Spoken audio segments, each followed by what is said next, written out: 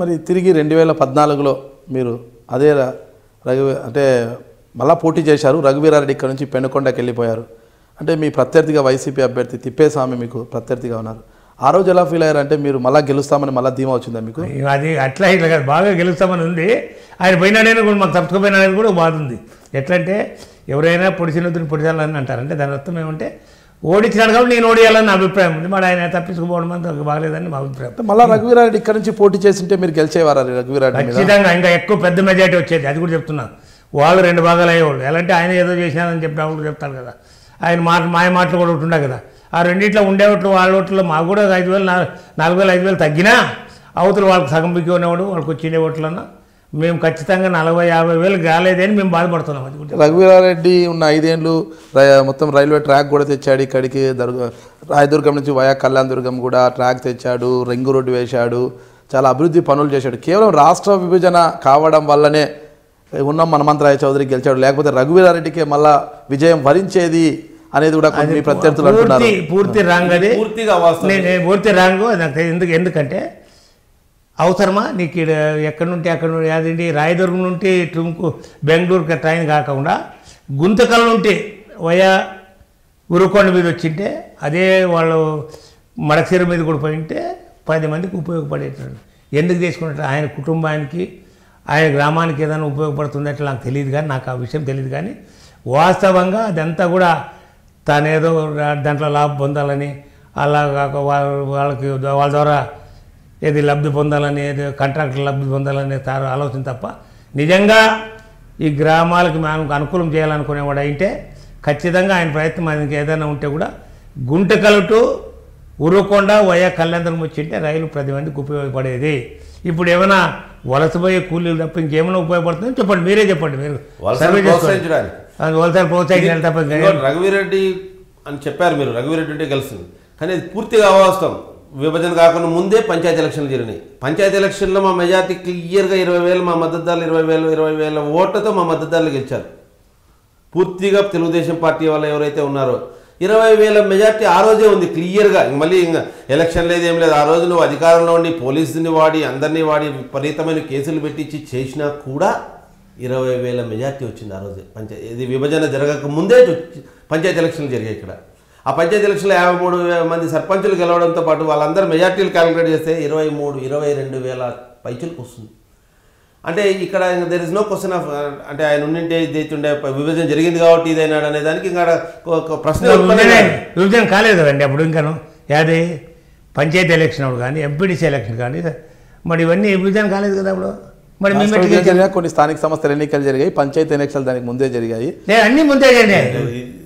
ఆఖరికి నీకు ఇది మున్సిపాలిటీ కూడా ముందే జరిగింది.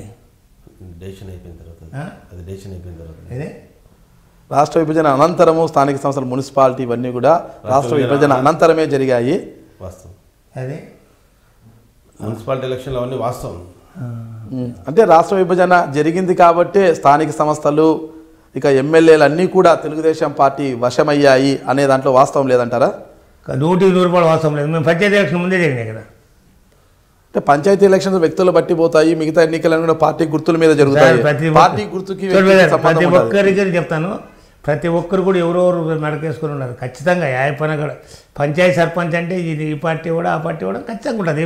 పార్టీ గుర్తు లేకపోతే మాత్రం ఒకటి చెప్పండి, మీరు రఘువీరారెడ్డి ఇప్పుడు రాయదుర్గం నుంచి వయా కళ్యాణదుర్గము టుమ్కూరు వరకు వేసిన రైల్వే లైన్ శుద్ధ దండగంటారా? దండగా ఏం ఉపయోగపడుతుంది? ఏదైనా ఉపయోగపడితే వాళ్ళకి కళ్యాణదుర్గానికి రైలు మార్గం అనేది తెచ్చాడు కదా. రైలు మార్గం తెచ్చిండొచ్చు, తెచ్చింటే మాకు ఉపయోగపడే రైలు మార్గం కాకుండా ఇది తెచ్చిండే దాని ఉంటే ఇది లేకపోతే అది లేకపోతే అక్కడ నుండి వచ్చిండేది ఎప్పుడున్నా రావాల్సిందే. చిత్తశుద్ధి ఉంటే అక్కడ నుండి తెచ్చిండి. అలా తీసుకురావాలా? అనంతపురం కళ్యాణదుర్గం తుమ్కూరు తీసుకుని పోవాలా? అలాగే చిత్తశుద్ధి లేదు. చిత్తశుద్ధి ఉంటే కర్ణాటకలో మీ పార్టీ అధికారంలో ఉంటే ఈ రోజుకి 1 ఎకరా ల్యాండ్ ఎక్విజిషన్ చేయించలేదు. ఎందుకు? ఏం అవసరం లేదు ఆయనకి తన బంధువు తన అల్లుడైన అల్లులకు వాళ్ళకు తన బంధువులకు అందరికీ కాంట్రాక్టుల కోసం చేసి ఇక్కడంతా మొత్తం వాళ్ళే చేశారు తప్పితే ఎవరు చేయడానికి లేదు. వాళ్ళు అన్ని టెండర్లు వేసుకుని ముందుగా చేసుకుని ఫిక్స్ చేసుకుని రైల్వే ట్రాక్ తీసుకున్నారు. ల్యాండ్ మామూలుగా ఇక్కడ ఏది ల్యాండ్ ఎక్విజిషన్ కాకనే తెలుగుదేశం ప్రభుత్వం వచ్చిన తర్వాత ల్యాండ్ ఎక్విజిషన్ చేయాల్సి వచ్చింది. అంతవరకు ల్యాండ్ ఎక్విజిషన్ కూడా చేయలేదు. ఊరికే డిక్లేర్ చేసుకున్నారు, దోచుకున్నారు అనే స్థాయిలో ప్రయత్నం చేశాడు తప్పితే శ్రీరామరెడ్డి పథకం చేశాడు. శ్రీరామరెడ్డి పథకం ఏదో మడకసేన ఆయన శ్రీరామరెడ్డి అని వాళ్ళ తాత పేరు పెట్టుకున్నాడు. ఆయన ఇక్కడ కళ్యాణదుర్గం చేసిన సేవలేందో ప్రజలకు ఎవరికి తెలియదు. కానీ ఇక్కడ అసలు ఆయన ఎవరో ఇక్కడ ఎవరు తెలియదు. కానీ ఏదో పేరు మాత్రం పెట్టాడు. అంత అవినీతిమయంతో చేసిన పథకం అంటే అంతకంటే చండాలమైన పథకం కొట్టలేదు. కానీ ఆశయాలనే అతి పెద్దదనేసి చెప్తారు. కానీ ఎక్కడ ఈ రోజుకి నీళ్లు కొట్టలేదు. తెలుగుదేశం వచ్చిన తర్వాత మళ్ళీ కోట్ల కొద్దీ మళ్ళీ డబ్బులు ఖర్చు పెట్టి దాన్ని ప్రతి ఊరికి చేర్చాలనే కృతనిశ్చయంతో తాగునీళ్ళు కావాలా.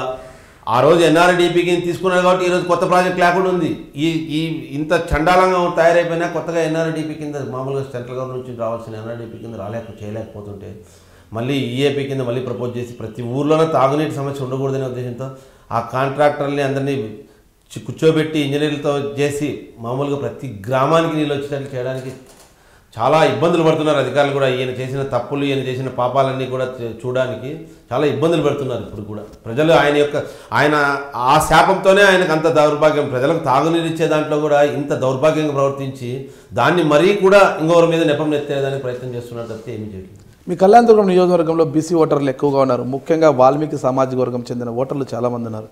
అదే సామాజిక వర్గానికి చెందిన తిప్పేస్వామికి 2014లో వైసీపీ ఎమ్మెల్యే అభ్యర్థిగా టికెట్ ఇచ్చారు.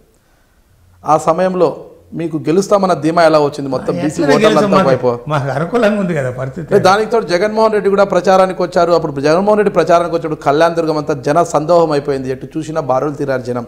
ఆ జన సందోహాన్ని చూసి మీరు ఎలా ఫీల్ అయ్యారు? మేము జన సందేహం కంటే చంద్రబాబు నాయుడు వచ్చినప్పుడు ఇదంతా కూడా ఏడ పట్టే పరిస్థితి లేదు. అది అర్థం చేసుకోవాలి మనం కూడా. ఖచ్చితంగా చంద్రబాబు నాయుడు వచ్చిన బ్రహ్మాండంగా వచ్చారు.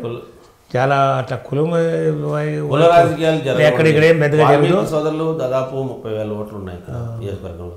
దాంతోపాటు ఎస్సీలో 28,000 ఓట్లు ఉన్నాయి. వాల్మీకి సోదరులంతా ఒకవైపు ఉంటే మరి అది కాదు కదా. పార్టీ యొక్క అభిప్రాయము కులాలను చూసి ఓట్లేసే కాలం లేదండి ఈరోజు. కులాలు చూసి 1 or 2% మోజు పెరగొచ్చేమో కానీ 1 or 2% కొంతమంది ఏదైనా జరుగుతుందేమో కానీ కుల రాజకీయాలు మామూలుగా ప్రజాస్వామ్యంలో ఎక్కడ సక్సెస్ అయినట్లు మాకు తెలిసి ఎక్కడ సక్సెస్ అయినట్లేదు. తాత్కాలికంగా ఒకరిద్దరికి జరుగుతుందేమో లబ్ధి, అంతేగాని అలాగంటే చిరంజీవి పెట్టాడు, పార్టీ పెట్టాడు, కాపులంతా మా సైడ్ వచ్చేస్తారన్నాడు, ఎవ్వరు పోలేదు. ఈరోజు మాది అదే రకంగా చేస్తుంటారు, అదే రకంగా అవన్నీ కాదు. కానండి కుల రాజకీయం అయితే ఇక్కడ నాకు తెలిసి కళ్యాణదుర్గంలో కుల రాజకీయాలు పనిచేయలేదండి. కొంతవరకు రఘువీర్ రెడ్డి ఆకర్షించగలిగాడు. అంతా మొత్తం గొల్లలంతా ఆయనకి వేశారని మేము అనట్లేదు. యాదవులు వేశారు. మా వైపు 85% ఉన్న యాదవులు ఒక 30% ఆయన వైపు మొగ్గారు.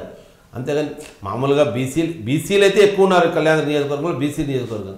కానీ 30,000 ఓట్లున్న కులమే గెలిచిపోతుంది అనే రకం కాదు కదా. కులం అంటే మొత్తం కులం మామూలుగా బీసీలని చూడట్లేదు. ఇక్కడ కూడా బోయ, కురుబ, యాదవ 3 కూడా చెప్పుకోదగ్గ స్థాయిలోనే ఓట్లు ఉన్నాయి. అలాంటి పరిస్థితుల్లో బీసీలు అనే కాకుండా వాల్మీకులు అనే రకంగా మాకు వాల్మీకులే ఎక్కువ వేశారండి ఓట్లు. ఈ రోజుకి వాల్మీకులే ఎక్కువ వేశారు ఓట్లు. తిప్పేసమైనా కానీ ఎవరు అంగీకరించలేదు ఆ రకంగా. పార్టీని చూస్తున్నారు కానీ ఇక్కడ కులాలను ఎవరు చూడట్లేదండి. నేను ఎమ్మెల్యే ఉన్న మనవంతరాయ చౌదరిని, మీరు హై డ్రీమ్ మీడియా చూస్తున్నారు.